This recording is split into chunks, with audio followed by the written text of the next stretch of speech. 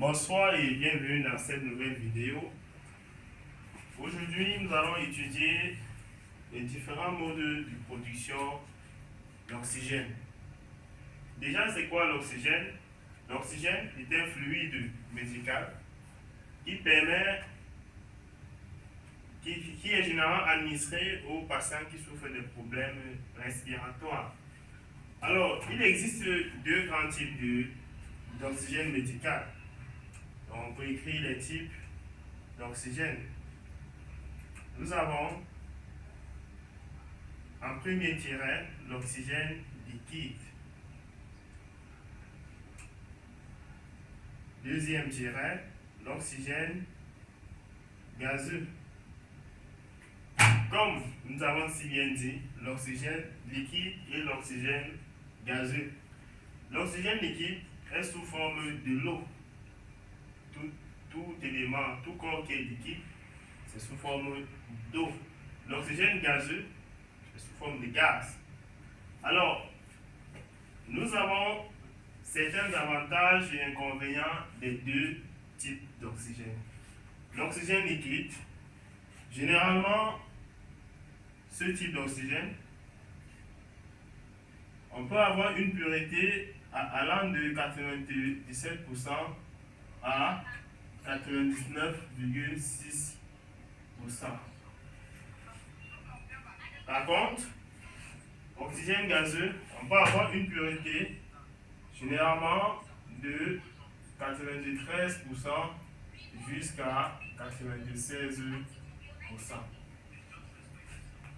Maintenant, bien que la pureté de l'oxygène liquide soit plus meilleure que la pureté de l'oxygène gazeux, l'oxygène liquide présente autant d'inconvénients.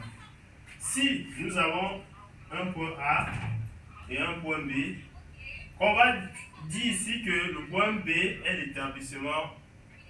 l'établissement de santé et que le point A est la centrale de production de l'oxygène.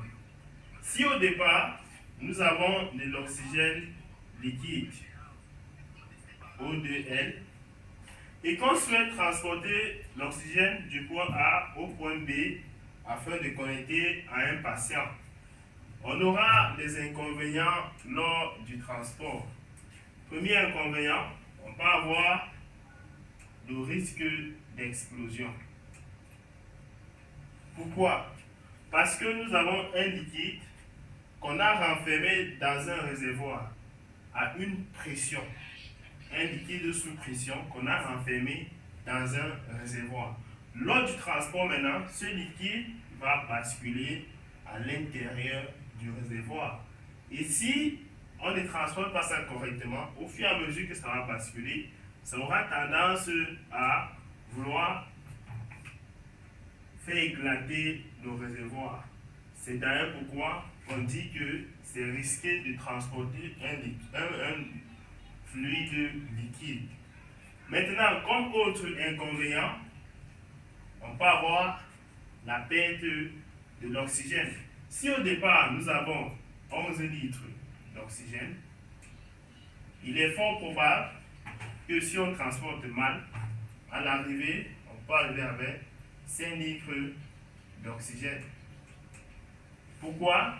Parce qu'on a l'oxygène qui est sous forme liquide et que les conditions de température impactent lors du transport. Si l'oxygène est à 10 litres à une température de 5 degrés, Celsius, et que lors du transport, on met cette bouteille dans un véhicule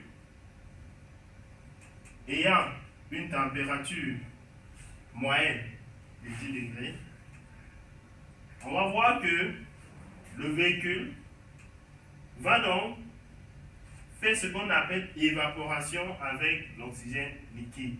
Donc l'oxygène liquide va s'évaporer à l'intérieur du véhicule. Pourquoi? Parce que la température qui est à l'intérieur du véhicule est plus grande que cette température-ci. Il y aura donc échange de température. C'est d'ailleurs pourquoi on dit qu'à l'arrivée, il est fort probable qu'on puisse avoir 5 litres d'oxygène. Maintenant, si nous avons l'oxygène gazeux, avec l'oxygène gazeux, c'est très facile de le transporter. L'inconvénient majeur qu'on peut avoir lors du transport de l'oxygène gazeux est juste lié aux fuites.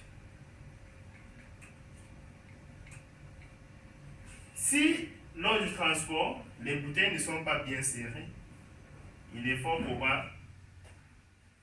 Qu'est-ce qu'il y a pour le gros bruit là?